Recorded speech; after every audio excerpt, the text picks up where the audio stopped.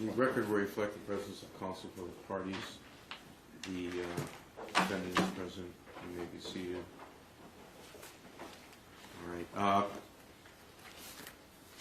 We're now going to move forward with this phase of the trial.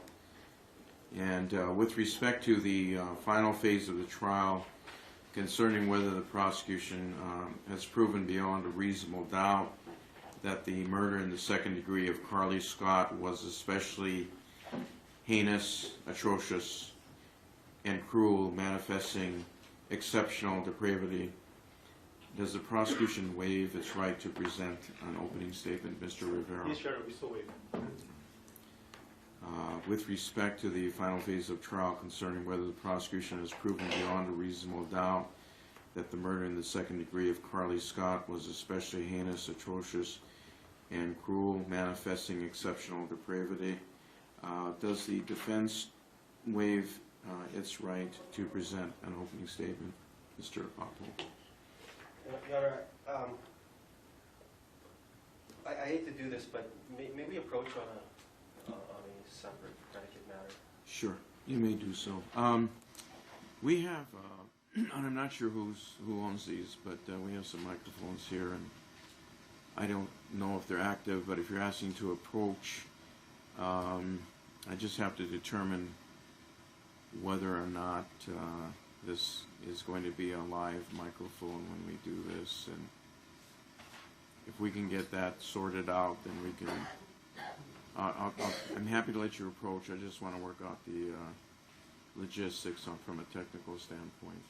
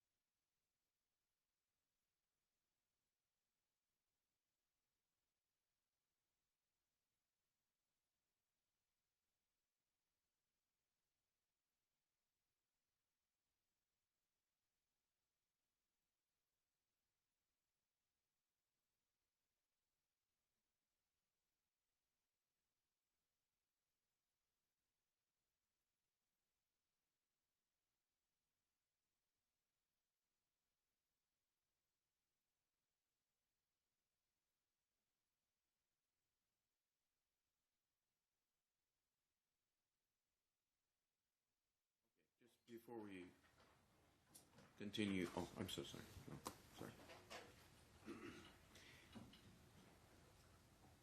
Before we move forward, I'll give the opportunity to those that are involved in extended coverage to reactivate their microphones. You're from a technical standpoint, you're all set? Okay, very good. Mr. Uphold. Thank you, Honor. I guess before substantively proceeding with this hearing, I would like to make a motion relative to procedure, and that is that I am asking for a continuance, just as I did essentially yesterday, for more time to prepare for this part of the hearing. I think, again, with the backdrop being that the state was given months to present their evidence, we took about a week and a half, maybe 2 weeks to present our evidence. The state comes back, takes that much more time on the rebuttal. And then the jury takes close to a month to deliberate. It seems inconsistent with the history of this case, and particularly almost punitive to the defense, to be put in a position of receiving a verdict hours ago and being forced to proceed with this part of the proceeding without really an opportunity to prepare. I've raised the due process argument. I've raised some other issues already related to having an opportunity to speak with Mr. Capobianco. The court gave us that opportunity. But one issue that is outstanding relative to our discussions with Mr. Capobianco, as well as relative to our discussions with the court in pre-trial this morning, is that there is an issue as to whether my client wishes to assert a right to waive a jury trial at this point, if in fact the right exists. We have not been given significant opportunity to research the issue. I'm not sure if this court has had an opportunity to research the issue.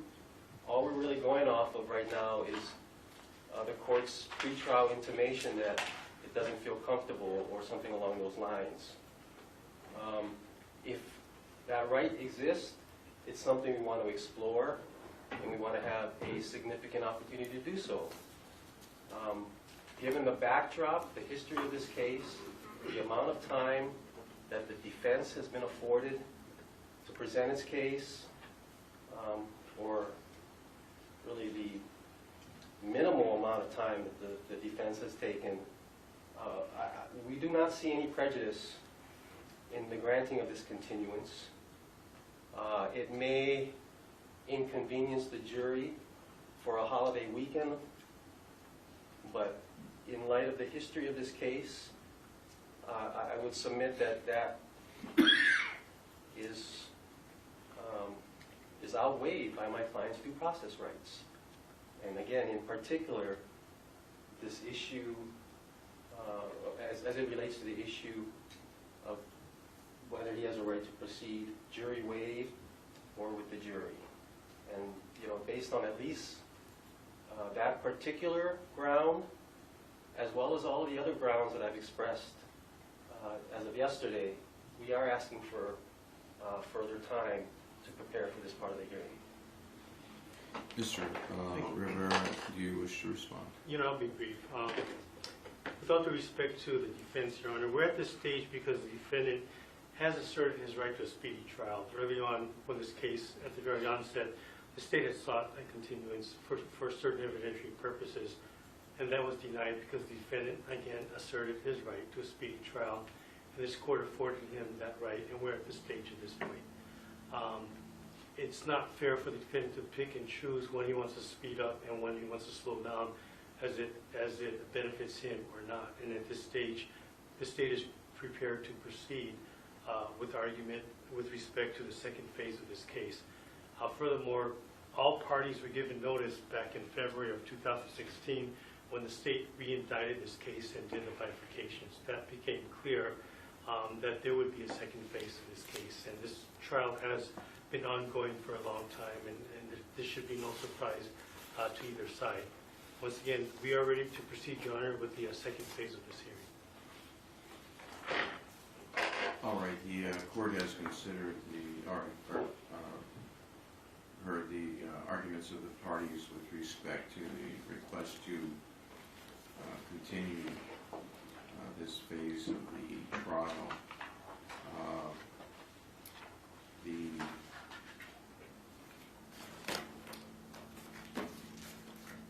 court, having considered the arguments, the record herein, the fact that the allegation has been one that has been known to the parties now for most of the year.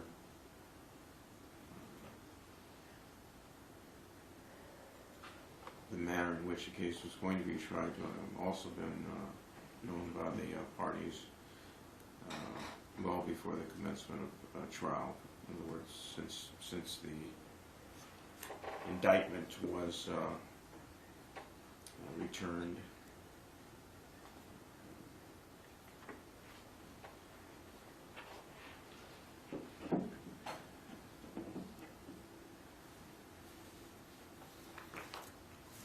The court is going to deny the request to continue.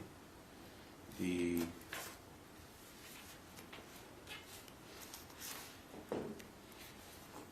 court will also note, inasmuch as the question or issue was raised for the first time today about defendant considering a waiver of trial by jury, that we are in the midst of a trial by a jury that was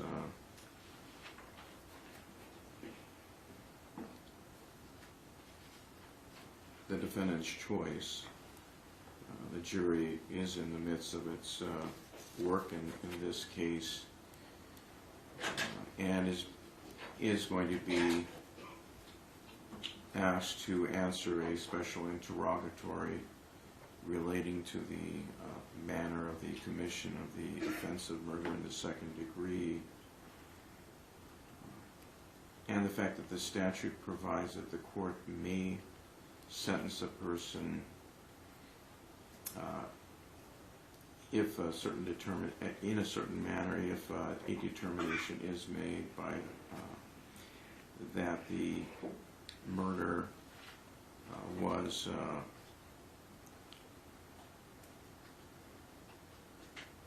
especially heinous, atrocious, and cruel, manifesting exceptional depravity, that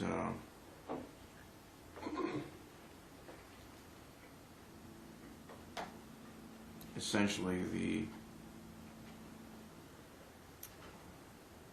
parties will in all likelihood re-argue the question of the appropriate sentence to the jury, even if the jury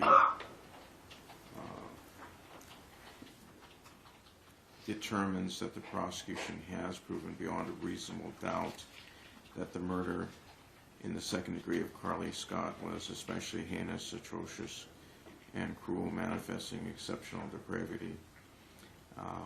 Given all of that, given the entire record herein and the arguments that have been presented, given the stage of the proceedings, in the court's view, it would not be appropriate to have a waiver of a trial by jury in the midst of the trial under these circumstances.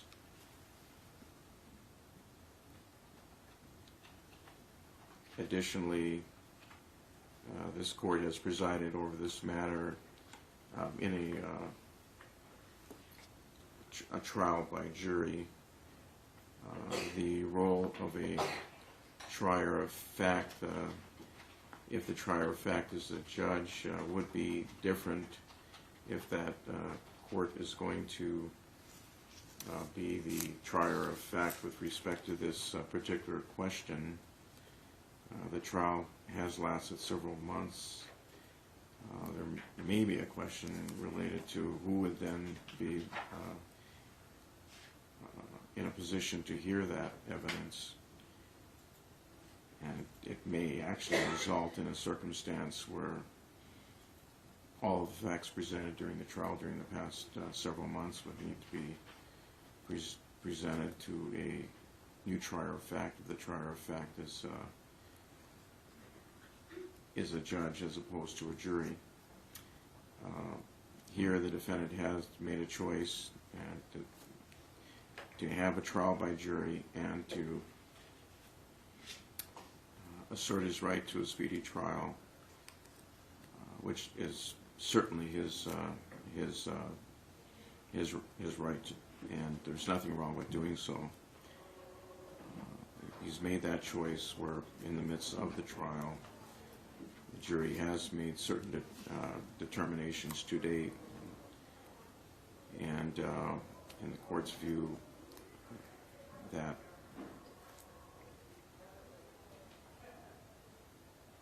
means that we should proceed and conclude with the trial by jury requested by the defendant.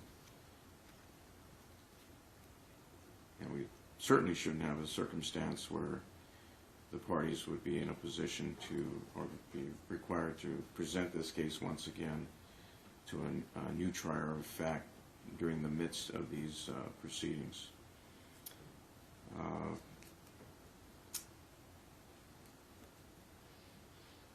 The court having denied the request to continue, I will return to my original question, and that is with respect to the final phase of the trial concerning whether the prosecution has proven beyond a reasonable doubt that the murder in the second degree of Carly Scott was especially heinous, atrocious, and cruel, manifesting exceptional depravity.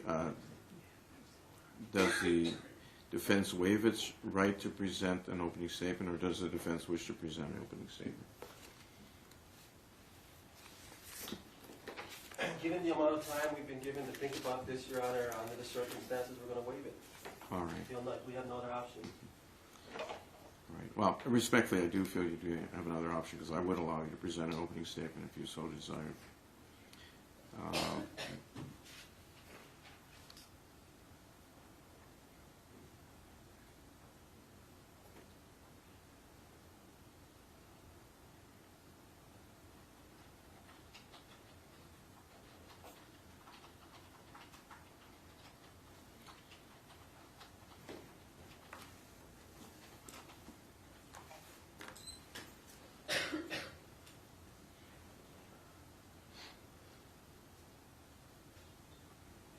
Mr. Capobianco, do you want your attorneys to present an opening statement during this phase of the trial?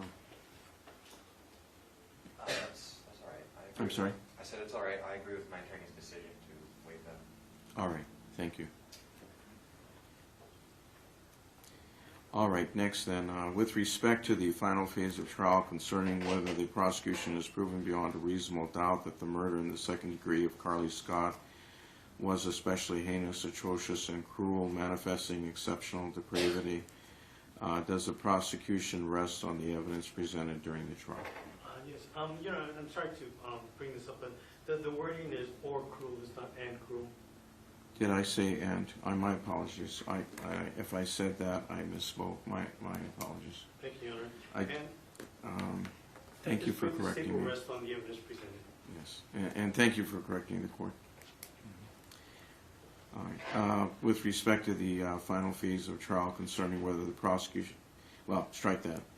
I think what I should do first is I should question Mr. Capobianco regarding his right to testify, to remain silent during this phase of the trial, as well as whether he wants to have any evidence presented on his behalf. And so at this time, I would like to proceed to ask Mr. Capobianco certain questions.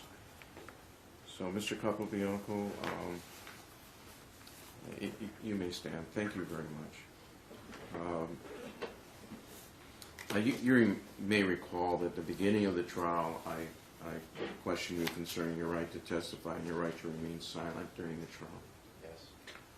And And then I told you that I would ask you follow-up questions near the end of the trial, and you recall that? Yes. And then again, of course, I did in fact ask you questions prior to the defense resting during the first phase of the trial. You recall that? Yes. Now, what I'm going to be doing is asking you some questions about about your right to testify, as well as your right to remain silent during this phase of the trial. Please understand that in asking you these questions, and I've said this to you before, but please understand that in asking you these questions, the court is not attempting to influence any decision you may make. I just want to make sure that you're aware of your rights, and that whatever decision you make is your decision, and that it is a decision you've made freely and voluntarily. Do you understand? Yes. Before the court engages in that, I would like to put this on the record that whatever answer Mr. Capobianco is giving to the court right now, he's giving it after having, about half an hour at the most of discussing this and other issues with his counsel. I want to say maybe a half hour, an hour ago. And he's being expected to make this decision, again, maybe with about an hour at most of being able to think about it.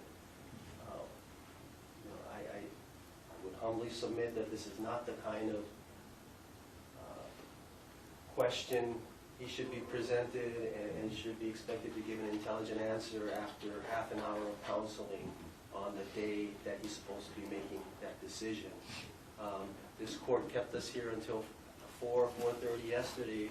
By the time that ended, we had no significant opportunity to even, just to put the court in our shoes, we had to process in our minds a guilty verdict after 6 months of work, and then be expected to actually function mentally last night and today, as well as get him on track over the last half an hour to answer these questions intelligently. And I'll place on the record, as of right now, that I highly doubt these are intelligent answers on Mr. Capobianco's part, because he's had,